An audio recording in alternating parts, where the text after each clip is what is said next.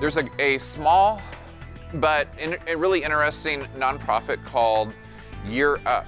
And what they do is they focus on connecting jobs to populations, specifically focusing on populations who are living in high poverty tracts. And so they gave me a call and said, is there a way that you could help us? Here's what we're trying to do. We look for people in this population. We want to train them at a community college, and we want them to be linked to jobs from our partners. But we need to know that they can actually navigate the public transit system so that all of these things are accessible to them. And so we started kind of going down the path, like how could we envision a public transit accessibility measure with data that in some sense could actually be automated to provide a new lens into accessibility, especially for transit-dependent populations. But embedded in all of that is a notion that we need to measure opportunity, need to measure accessibility to kind of understand the environment that someone is living in. And that's kind of, again, what's motivated this work and this study. Step number one in our process was to actually map the transit system. So we got access to an online program known as Remix.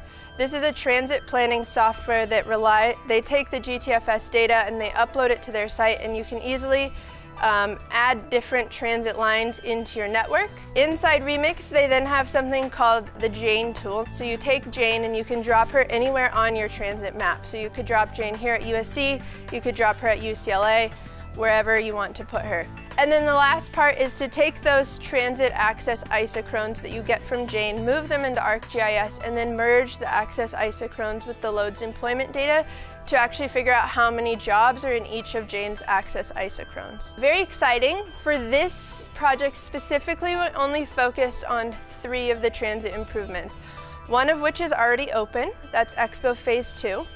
The second transit improvement we were interested in is this Vermont bus rapid transit line that Metro has talked about implementing.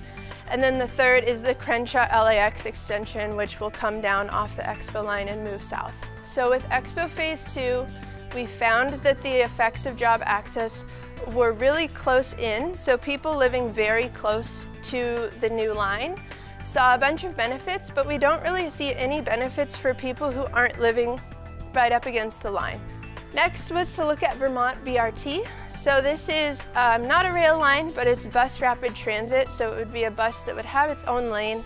When you had those really strong localized effects for Expo Phase 2, here you're seeing more spatially scattered effects, but less intense improvements to job access. Then the last one that we wanted to model was the Crenshaw LAX extension. I think the results are a little bit more similar to Expo Phase 2. A lot of localized access, but again, some further out stuff, and I think most interestingly, some benefits to people living out in like West Covina, El Monte area.